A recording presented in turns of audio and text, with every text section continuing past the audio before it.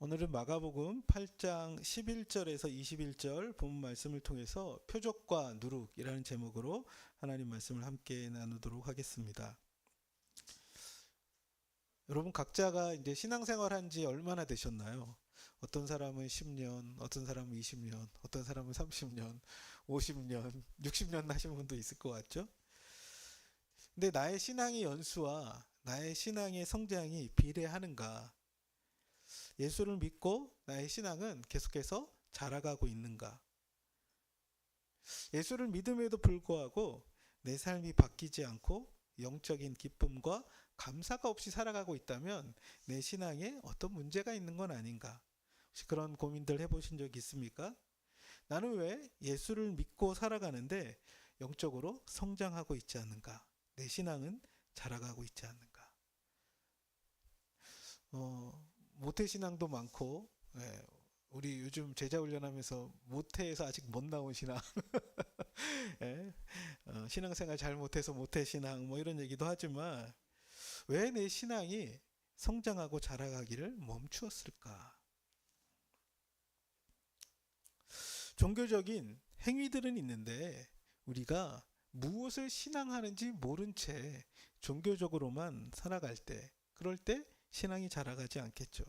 혹은 나의 믿음과 삶이 불일치할 때 자라가지 않는 것 같아요. 바른 지식이 없는 신앙생활, 혹은 아는 것과 믿는 것이 불일치한 생활. 그것이 우리가 신앙이 멈춰 있거나 자라가지 않을 때 그런 모습들로 나타나죠. 어, 성경을 보다 보면 이스라엘 백성들이 참 그런 모습으로 있을 때가 많죠. 예, 목이 곧은 백성, 교만하여서 영적으로 반응하지 못하는 그런 모습들이 보이기도 합니다. 혹은 하나님 말씀하시지만 듣지 못하는 그런 백성들의 모습을 보게 됩니다. 오늘 본문에 등장하는 두 부류의 사람이 있습니다. 첫 번째는 바리새인이라는 사람들이에요. 그렇죠? 이 바리새인들은 뭐예요? 자신들은 정통 유대교의 하나님을 섬기는 사람들이다 생각하고 예수님을 판단하고 정죄합니다. 그렇죠? 특히 목이 곧은 교만한 모습으로 예수님을 대하죠. 또 한 부류는 무엇입니까? 예수님 곁에 있는 제자들이에요. 그렇죠? 예수님과 오랜 시간 함께 왔지만 아직도 예수님이 하시는 말씀을 이해하지 못하고 깨닫지 못하는 제자들의 모습을 보여주고 있습니다. 오늘 이 사람들의 모습을 통해서 우리 가운데 영적으로 성장하며 자라가는 것이 어떻게 가능할 수 있을까 함께 은혜를 나누고 싶습니다. 오늘 본문은 예수님께서 이제 갈릴리에서의 사역을 마무리하고 예루살렘을 향하여 가시기 직전에 있었던 모습입니다. 마가복음은요 크게 오늘 본문에까지 예수님이 갈릴리 주변에서 일어난 예수님의 하나님 나라가 왔음을 보여주는 사건들을 여러 가지 기적과 말씀과 행하시는 일들을 보여주고 있습니다. 그리고 오늘 본문 이후에 이제 예수님께서 가이사라 빌립보로 가셨다가 예루살렘으로 내려가시는, 이제 예루살렘을 향하여 십자가를 향하여 나아가시는 두 부분으로 크게는 볼 수 있습니다. 그런데 예수님이 사역하시는 또 갈릴리에서 많은 표적을 보여주셨잖아요. 그렇죠? 귀신이 떠나가고 그 다음에 수많은 병자들이 낫고 하나님의 놀라운 기적들이 나타나고 심지어 보리떡 5개와 물고기 2마리로 5,000명이 먹고, 그뿐만 아니라 이방인들 4,000명이 배불리 먹고 남은 강주리가 7개나 있었고, 많은 놀라운 일들을 경험했어도 불구하고 이들 안에는 여전히 영적으로 어두운 상태 가운데 있었다는 것이죠. 오늘 본문은 그렇게 시작합니다. 우리 한번 8장 11절 말씀 한번 읽어볼까요? 시작. 바리새인들이 나와 예수를 힐난하며 그를 시험하여 하늘로부터 오는 표적을 구하거늘. 우리 혹시 지난주 말씀 기억나세요? 예수님이 요단강 동편에서 칠병이어의 기적을 일으키고 수많은 사람들을 먹이시고 어떻게 해요? 다 떠나보내시죠. 그리고 예수님도 그곳을 떠나 갈릴리 호수 서편으로 오세요. 10장에서는 그곳을 이제 무엇이라고 이야기합니까? 달마누다 지역이라고 이야기해요. 근데 이제 마태복음은 거기서 마가다 지역이라고도 합니다. 이게 어딘가 정확하게 위치를 확인할 수는 없지만 아마 가버나움에서 막달라 지역 그 사이 어디쯤 된다라고 생각돼요. 그래서 요당 그 갈릴리 호수 서편 지역으로 유대인들이 많이 살고 있는 그 지역으로 이제 배를 타고 이동해 가시는 거예요. 근데 그때 누가 예수님 앞에 달려 나옵니까? 바리새인들이 나와요. 바리새인들이 나와서 예수님을 힐난하여 그를 시험하여 하늘로부터 오는 표적을 구하였다 이렇게 말씀하고 있죠. 여기서 말하는 힐난하다라는 게 뭘까요? 힐난.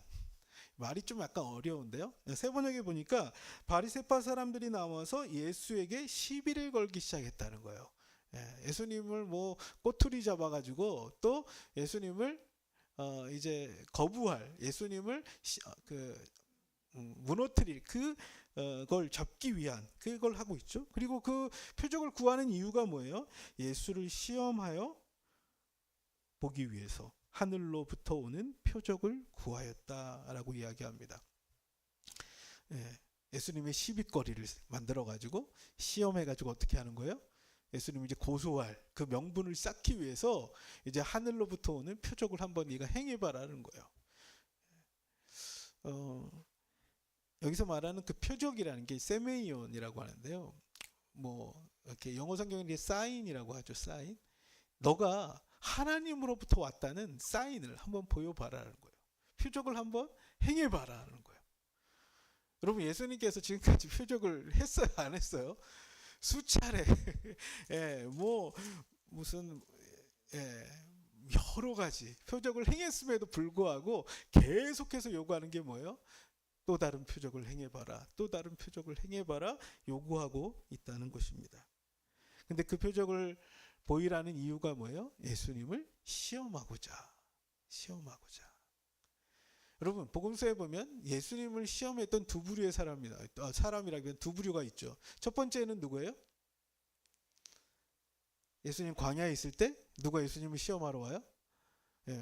마귀가 사단이 예수님을 시험하러 옵니다. 네가 하나님의 아들이거든 이 돌을 떡으로 만들어서 먹어봐라. 네가 하나님의 아들이면 저 성전 꼭대기에서 한번 뛰어내려봐라. 내게 경배하라. 천하만국을 내게 주겠다. 예수님을 시험한 사단이 있었어요. 그리고 나서 예수님을 시험하는 사람들이 누구예요? 오늘 본문에 등장하는 바리새인들이에요. 예수님이 하는 여러 가지 이적들을 보고 들었습니다. 특히 이 사람들은 예수님이 귀신을 내쫓자 어떤 말을 하는 거예요? 저가 바알세불의 힘을 입어 귀신을 쫓아낸다고 하는 거예요. 내가 성전을 헐라 내가 사흘 만에 다시 세우겠다 했더니 예수님이 성전을 모독하고 하나님의 일을 모독했다는 거예요.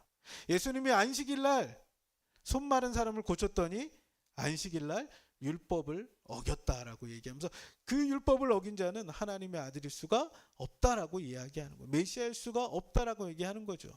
자신의 틀과 기준으로 예수를 판단하는 완고한 마음을 가지고 있던 사람들입니다. 네가 한번 기적을 일으켜봐라. 그 기적을 통해서 네가 하나님의 아들인 걸 한번 증명해봐라.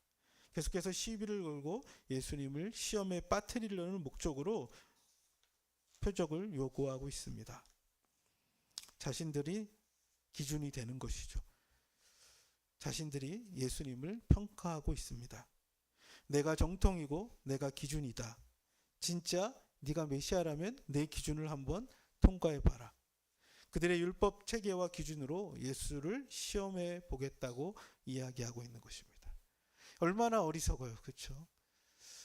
자신들에게 그 율법을 주신 분이 하나님께서 찾아오셨지만 자신의 시각과 기준으로 그 예수님을 평가하고 단죄하고 있는 모습들입니다.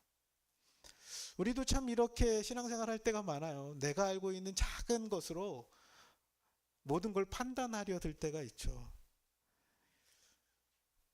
내가 알고 있는 하나님에 향한 얄팍한 어떤 지식 그것으로 모든 것을 다 아는 것처럼 이야기할 때가 있습니다. 그때 예수님께서 그들에게 무엇이라고 말씀하세요? 12절을 한번 같이 읽어볼까요? 12절 같이 읽겠습니다. 시작. 예수께서 마음속으로 깊이 탄식하며 이르시되 어찌하여 이 세대가 표적을 구하느냐. 내가 진실로 너희에게 이르노니 이 세대에 표적을 주지 아니하리라 하시고. 아멘. 예수님께서 그 표적을 요구하는 그 바리새인들을 향하여 무엇이라고 얘기합니까? 깊이 탄식하셨다. 깊이 탄식하셨다. 예수님이 탄식이 나오는 거예요. 탄식이. 자기 백성들에게 왔는데, 빛이 왔는데 보지 못하는 그들을 바라보며 탄식하시죠. 그리고 그들에게 이르시되 어찌하여 이 세대가 표적을 구하느냐. 바리새인들뿐만 아니라 이 세대 전체를 이야기하고 있어요. 이 세대가 어찌하여 표적을 구하느냐. 여러분, 성경은요 두 가지 세대로 나눠요. 하나는 this generation이라고 하는 이 세대예요. 이 세대의 특징은 뭡니까? 마태복음에 보면 악하고 음란한 세대라고 이야기해요. 하나님의 뜻을 떠나 하나님 아닌 다른 것을 하나님으로 섬기며 살아가는 this generation, 악한 세대. 그런데 여호와의 날, 하나님의 날이 임할 때 어떤 세대가 도래할 거라는 거예요? 오는 세대, coming generation, 그분의 오심 속에 하나님이 이 땅 가운데 오실 때 새로워질 세대, 그 세대가 올 거예요. 이 세대와 오는 세대.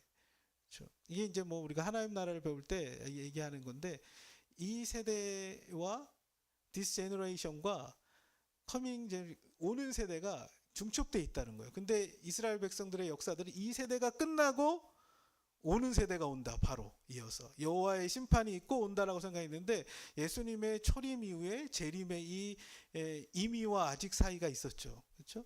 우리가 신약을 통해서 확인할 수 있는 거. 근데 예수님이 이 세대, 예수님이 왔지만 여전히 어떤 가운데 있다는 것입니까? 하나님의 아들이 왔지만 하나님의 아들을 인정하지 않고 계속해서 표적을 요구하는 그 세대를 보시면서 예수님이 탄식하시죠. 이 세대에게는 표적을 주지 아니하리라. 근데 여러분, 마태복음 16장 4절에 보면 예수님께서 이들을 향해 이렇게 말씀하십니다. 악하고 음란한 세대가 표적을 구하나 요나의 표적밖에는 보여줄 표적이 없느니라 하시고 그들을 떠나 가시니라. 이 세대에게, 악하고 음란한 세대에게 표적을 구하지만 주님이 보여주실 표적은 무엇밖에 없대요? 요나의 표적밖에 없다는 거예요. 요나의 표적. 여러분, 요나의 표적이 뭘까요? 여러분, 우리가 요나서를 보면 요나가 하나님의 뜻을 떠나서 니느웨로 가랬더니 어디로 가요? 다시스로 가죠. 그럴 때 그가 다시스로 가다가 뱃속에서 어떻게 돼요? 물속에 빠지잖아요. 그래도 사흘 동안 어디에 있어요? 고래 뱃속에 있죠. 그때 그가 회개하면 내가 수월의 깊은 곳에 내려갔다가 내가 막 죽음의 직전까지 갔다는 거 아니에요? 그러다가 어떻게 해요? 사흘 뒤에 그 물고기가 어디로 토해내요? 육지로 토해내죠. 그래서 그가 어디로 가요? 하나님 말씀하신 니느웨로 가게 되는 사건이 나와요. 여기서 말하는 요나의 표적이란 뭔가 뭘까요? 예수님께서 죽으시고 사흘 후에 부활하실 그것을 상징하는 것이죠. 예수님이 보여주실 진짜 표적은 그리스도께서 죽으시고 사흘 후에 다시 부활하실 것이라는 것이죠. 수많은 예수님이 이 땅에 오신 표적들은 무엇을 상징하는 거예요? 하나님의 나라가 왔다는 사인들을 계속해서 보여주세요. 근데 이 사람들은 이걸 통해서 예수님을 통해서 하나님 나라가 왔다는 걸 본 게 아니라 표적 자체만 보는 거예요. 표적 자체. 뭐 배불렀네, 병이 나았네, 뭐 이런 것만 보지, 이 사건이 무엇을 가리키는가를 보지 못했던 거예요. 근데 이 사람들이 진짜 표적, 예수님이 진짜로 보여주실 표적이 뭐냐? 그리스도께서 죽으시고 사흘 만에 다시 살아날 것이 너희를 위한 진정한 표적이다라고 말씀하시면서 예수님 어떻게 하세요? 그들을 떠나 배를 올라 건너편으로 가시는 사건이 나옵니다. 그럼 우리도 신앙생활 할 때요, 체험을 강조하는 사람들이 있어요. 그렇죠? 체험. 어떤 이렇게 옛날에 이제 80년대 그 뭐 할렐루야 기도원 이런 데 가가지고 뭐 암이 나았다 그래서 막 끄집어내고 막 이런 놀라운 기서 나중에는 이제 그 뭐 쇼라는 것도 나오고 막 이런 일들이 있었지 않습니까? 혹은 어느 기도원에 갔더니 이 이빨이 금이빨로 바뀌었다. 혹은 기도했더니 금가루가 내 손에 떨어졌더라. 이 하나님을 임재를 경험했다. 혹은 뭐 또 여러 가지 체험을 강조하고 신비한 경험들이 우리 신앙에 중요한 것처럼 이야기해요. 근데 여러분, 이스라엘 백성들이 광야를 지날 때 하나님이 얼마나 놀랍게 그들을 인도하셨어요? 구름 기둥과 불 기둥이 있었고, 그리고 또 뭐예요? 만나와 메추라기를 먹었고, 반석을 쳐서 물이 나오고, 하나님이 놀라운 기적들을 체험했음에도 불구하고 그들이 어떻게 해요? 계속해서 원망과 불순종으로. 그래서 하나님께서 뭐라고 말해요? 목이 굳은 백성이라고 말하죠. 하나님을 향한 불신앙의 사람들. 여러분, 우리가 기적을 경험하면 우리의 믿음이 자라갈 것 같은데 기적은 더 센 거, 더 센 거, 더 센 것만 요구해요. 그들 안에 하나님을 신뢰하며 믿음으로 살기보다 어때요? 계속해서 기적적인 현상만을 쫓아가는 모습이 있다는 거예요. 바른 신앙이 뭘까요? 많은 기적을 체험하고 신비한 능력을 맛보고 이게 바른 신앙이 아니라 우리의 죄의 뿌리의 근원에 있는 하나님과의 깨어진 이 모습이 예수 그리스도의 십자가의 죽으심과 부활을 통해서 그 예수를 믿고 고백하며 주님께로 나아가 하나님을 만나고 경험하는 하나님과의 살아있는 인격적 교제가 있는가가 중요한 거죠. 오늘 예수님이 오셔서 그분을 통해서 하나님을 믿고 경험하며 나아가는 것, 그것이 중요한데 사람들은 현상만 보는 거예요. 바로 나타나는 어떤 뭐랄까요, 이렇게 뭐 병자가 일어나고 그리고 귀신이 떠나가고 이 현상만 보지 이것이 무엇을 의미하는지를 모른 채 가고 있다는 것입니다. 그때 예수님은 내가 줄 표적은 요나의 표적 외에는 없다라고 말씀하십니다. 여러분, 그 영화 몇 년 전에 나왔던 영화 중에 예수는 역사다라는 영화 혹시 보셨어요? 이제 실화를 바탕으로 한 영화인데 그 리스트로벨이라는 그 이분이 원래는 이제 시카고 트리뷴 법률 자문 기자였다고 그러죠. 이게 자기는 이제 무신론자였어요. 신이 어디 있냐? 인간이 연약하기 때문에 신을 만들어 놓고 그걸 의지하는 것이 신이 있냐? 근데 이제 자기 딸이 되게 아팠어요. 근데 이제 아내가 병원에서 딸을 간호하는 그 간호사가 믿음의 사람이었거든요. 그래서 그 딸을 위해서 기도하면서 그 딸이 회복되는 걸 보면서 함께 교회에 나가고 그 교회에서 말씀을 듣고 예수님을 믿게 돼요. 그리고 그러자마자 이 남편이 그 믿음이 얼마나 허황되고 헛된 것인지를 증명해 보이겠다 생각하고 이 사람이 원래 또 그래 저널리스트잖아요, 기자잖아요. 그래서 어떻게 하냐면 예수의 부활의 허구성을 증명하기 위해서 역사적 과학적 증거들을 찾아보기 시작합니다. 그리고 실제적으로 신학자들을 만나고 과학적 증거들을 찾아보면서 그가 깨닫고 나중에 고백하는 게 뭐냐면 예수의 부활은 역사적 사실이었다는 거예요.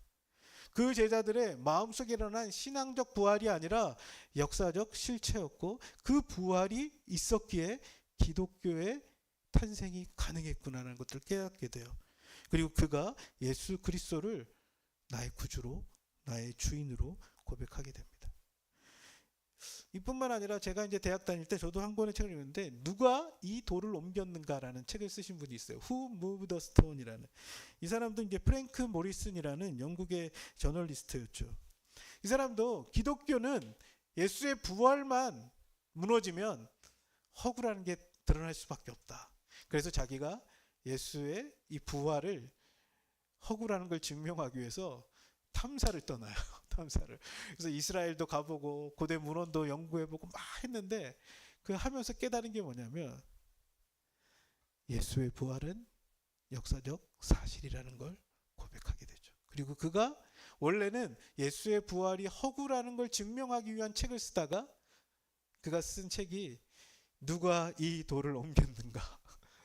하나님만이 이 돌을 옮기셨다는 거죠. 그리고 그가 예수의 부활을 고백하고 예수를 믿게 돼요. 구약의 수많은 하나님의 이적, 신약 속에 우리가 만나는 많은 일들이 있지만 우리의 믿음의 가장 기초는 예수 그리스도의 십자가의 죽으심과 부활을 바로 믿고 고백할 때입니다. 여러분, 여러분의 신앙은 이 복음의 기초 위에 있으십니까? 내가 믿는 믿음이 내가 했던 경험, 혹은 내가 어떤 생각, 혹은 내가 했던 어떤 것들에 있다면 흔들리기 쉬워요. 그런데 가장 중요한 우리 신앙의 밑바닥, 우리 신앙의 기초에 복음을 경험하고 복음을 아는 은혜가 있기를 주의 이름으로 축복합니다. 여러분, 우리 한 사람 한 사람들이 복음을 깊이 만나고 예수 그리스도를 정말 인격적으로 경험하고 만나기 시작할 때 그 삶이 변하고 바뀌게 돼 있어요. 실제는 우리가 복음을 잘 모르기 때문에 안 변하는 거예요. 실제는 우리가 복음에 대한 인격적인 만남이 없기 때문이겠죠. 그리스도의 부활이 그냥 이론과 생각으로 알지 부활하셔서 살아계신 그 예수 그리스도를 내 삶에서 경험하고 만나고 있는가? 성경의 이야기가 단순히 과거에 일어났던 한 사건이 아니라 오늘도 살아계신 분으로 내 삶 속에 찾아오시는 그 부활의 생생한 경험이 있는가? 이것이 우리의 신앙을 살아있게 만드는 것입니다. 율법이 사람을 바꾸지 못했지만 예수 그리스도의 부활이 사람을 변화시켰습니다. 겁쟁이였고 깨닫지 못했던 그 제자들이 부활하신 예수를 만나고 성령이 그들 가운데 임하자 담대한 그리스도의 증인들로 바뀌어갔다는 사실입니다. 여러분, 한 사람 한 사람들이 예수의 부활의 복음을, 예수의 부활하신 그 능력을 경험하며 살아갈 수 있는 저와 여러분 되기를 원합니다. 그래서 빌립보서에 보면요, 바울이 그렇게 고백해요. 자기의 인생의 목표가 있대요. 그 목표가 뭘까요? 그리스도 안에서 나를 발견하는 것과 내 안에 부활의 능력을 경험하며 살아가는 것입니다. 여러분의 인생의 방향과 목표는 무엇입니까? 그리스도 안에서 내가 누구인지를 바로 아는 것과, 그리고 그리스도의 그 부활의 생명이 내 안에 오늘도 살아서 그 부활의 능력으로 살아가는 경험들을 하는 것. 전국에 그리스도께서 다시 오실 때 우리가 완전히 회복되겠지만 부활하신 주님은 오늘도 우리 가운데 오셔서 그 부활의 능력과 생명을 주시는 분이십니다. 그 주님의 부활의 능력이 우리 안에 있는 저와 여러분 되기를 주의 이름으로 축복합니다. 그리고 나서 예수님이 그들을 떠나가세요. 그렇죠? 예, 말이 안 통하는 사람들은 가끔씩 말 섞어봐야 이해를 떠나는 게 성책일 수도 있어요. 거기서 계속 시험 막 논쟁하고 그래봐야 해결이 안 나요. 그럴 때는 어떻게 해요? 조용히 떠나가셨어요. 예수님은 예수님의 갈 길을 가십니다. 가셔서 어디로 가세요?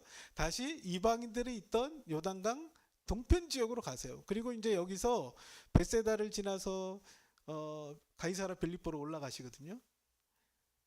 그러면서 이제 제자들과 이야기를 하는 거예요. 배에서 얘기를 하는데 무슨 얘기를 하냐면 이 제자들이 떡을 안 갖고 온 거예요. 지금 우리 한번 상황을 볼까요? 14절 한번 읽읍시다. 시작.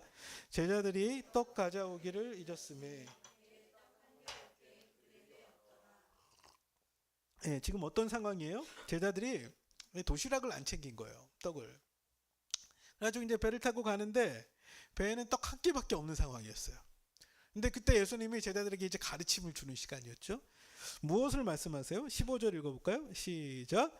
예수께서 경고하여 이르시되 삼가 바리새인들의 누룩과 헤롯의 누룩을 주의하라 하시니. 아멘. 예수님께서 그들에게 경고하여 이르시되, 여기서 말하는 경고하여 이르신다라는 건 예수님께서 그들을 향하여서 명령하시며 지시하시고 있는 거예요. 그러면서 여기 보면 이제 이게 시제가 미완료 시제거든요.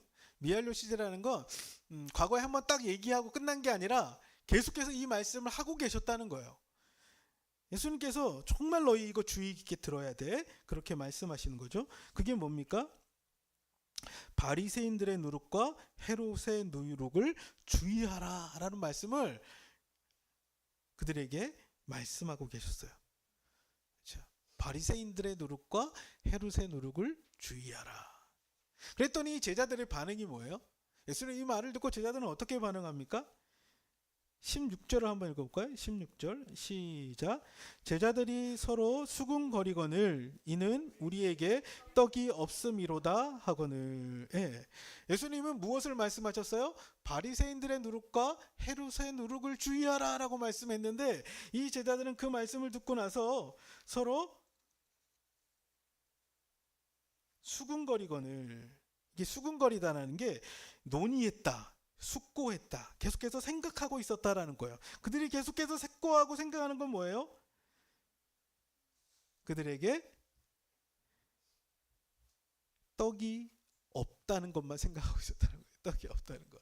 제자들이 떡을 안 챙겨온 거야. 그런데 예수님이 바리새인들의 누룩과 헤롯의 누룩을 주의하라 했더니 제자들은 무슨 생각만 하고 있는 거예요? 우리가 떡이 없는 이 생각만 하고 있다는 것이죠. 여러분, 예수님이 바리새인들의 누룩과 헤롯의 누룩을 주의하라고 했던 말의 의미는 뭘까요? 마태복음에 보면 그들의 가르침, 교훈을 주의하라라는 것이에요. 근데 이 제자들은 거기서 이제 누룩 하니까 뭘 생각한 거예요? 누룩이 들어간 빵. 빵. 우리가 빵이 없네? 그러면서 뭐예요? 그 빵 생각만 하고 있는 거죠. 자기의 몰두한 자기의 생각이 사로잡혀 예수님의 말씀을 제대로 이해하지 못하고 있는 것입니다. 제자들은 자신이 관심 갖고 있는 그 상황만 보고 있는 거죠. 예수님의 말씀이 무엇인지보다 자신의 상황에만 집중하여 있는 상태에 있는 것이죠. 근데 이게 제자들만의 모습이 아니에요. 그렇죠? 우리도 그럴 때가 많아요. 여러분들이 없는 어떤 상황, 내가 뭐 재정이 없다거나 혹은 내가 건강에 어떤 문제가 있거나 혹은 우리 가정에 뭐 어려움이 생겼거나 그러면 온통 관심이 어디에 쏠려요? 나의 상황에 쏠려요. 주님이 말씀하시지만 그 말씀의 의도를 제대로 이해하고 듣는 게 아니라 내 상황 속에서만 그 말씀을 해석하고 내 상황에 비추어서만 그것을 아는 거죠. 주님이 말씀하시는 것에 대하여 귀 기울여 듣지 못할 때가 얼마나 많은지 모르겠어요. 제자들 역시도 마찬가지입니다. 지금 주들이 떡이 없는 상황이기 때문에 예수님이 하는 말씀도 지금 너희들 떡 안 갖고 왔지? 너 떡 없지? 그 얘기로 알아듣는 있는 것입니다. 그래서 그들끼리 떡이 없는데 어떡하지? 그 얘기만 하고 있는 것이죠. 그때 예수님께서 그 제자들을 향하여 참 매몰차게 책망하세요. 그렇죠? 예수님께서 제자들에게 이렇게 혹독하게 몇 절에 걸쳐서 얘기하는 건 좀 드문데 보니까 17절 18절 보면 예수님께서 수사히 보면 어찌하여 못하느냐 이렇게 3번이나 6번에 걸쳐서 이야기하거든요. 한번 같이 읽어볼까요? 시작. 예수께서 아시고 이르시되 너희가 어찌 떡이 없으므로 수군거리느냐 아직도 알지 못하며 깨닫지 못하느냐 너희 마음이 둔하냐 너희 눈이 있어도 보지 못하며 귀가 있어도 듣지 못하느냐 또 기억하지 못하느냐. 아까 제가 말씀했죠. 예수님이 경고에서 계속해서 이야기하고 있었다는 거예요. 근데 거기서도 보면 그들이 계속 수군거렸다. 이것도 미활 형태거든요. 예수님은 바리새인과 헤롯의 누룩에 대하여 계속해서 말씀하고 있는데 이들의 관심은 뭐예요? 떡 없는 것만 관심 갖고 그것만 수군거리고 있었던 거예요. 그랬더니 예수님이 그렇게 이야기하는 것이죠. 어찌하여 떡 없음으로 계속 그것만 생각하고 있냐?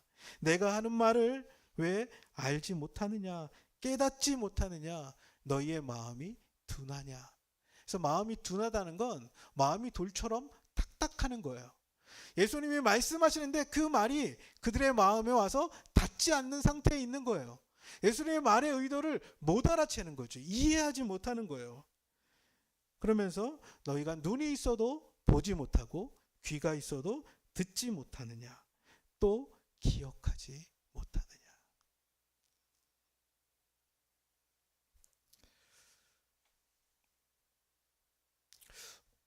제자들의 모습인 것 같지만 우리 역시도 마찬가지예요.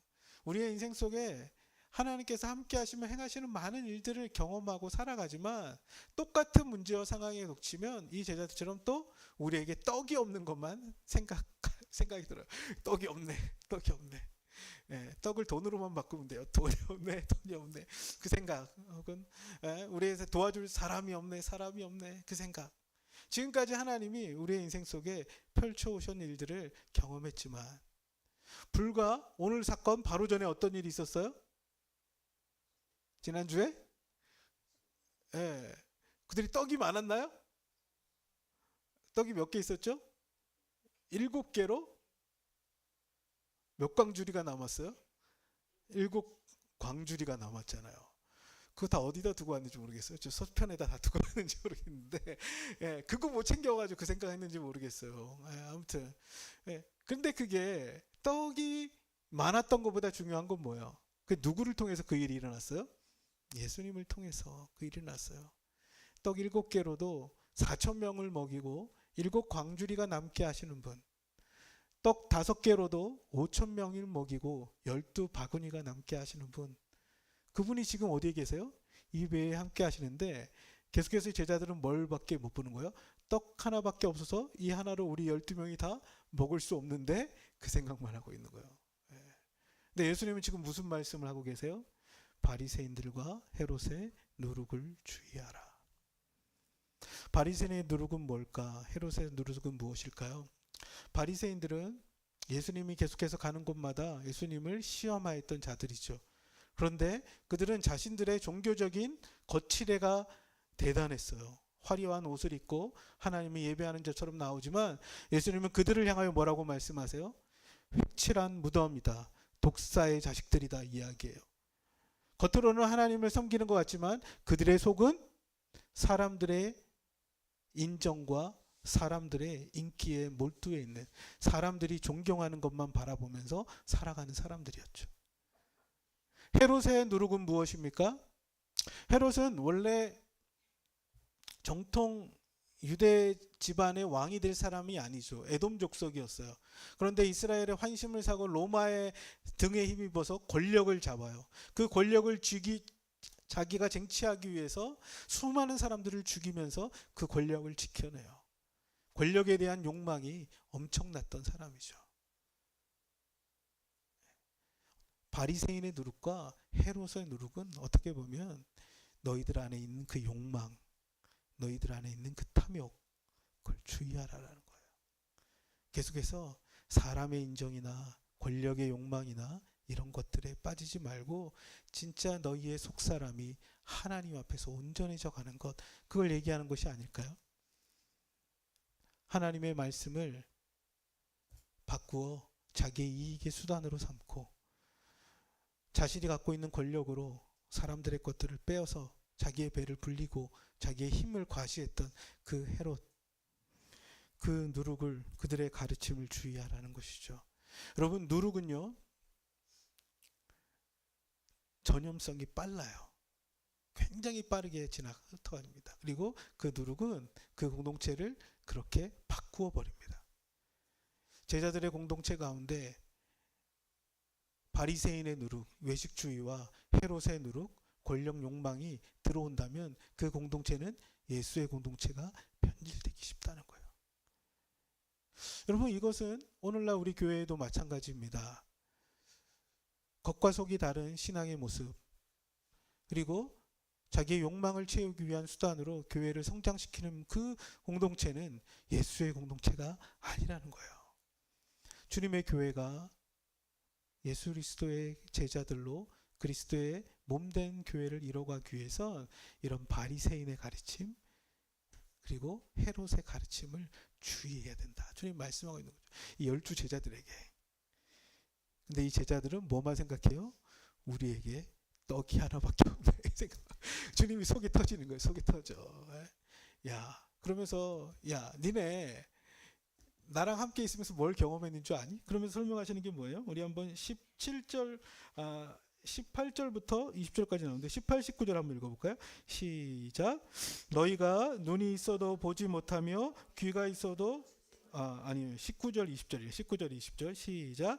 내가 떡 5개를 5천 명에게 떼어 줄 때에 조각 몇 바구니를 거두었더냐 이르되 12이니이다.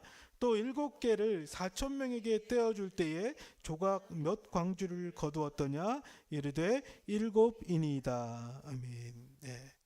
니네 그렇게 떡에 대한 이야기들만 실컷 하고 있는데 나랑 있으면서 야, 떡 문제 때문에 니네들이 배고파서 못 먹은 적 있냐? 지금 그 말씀 하시는 거죠.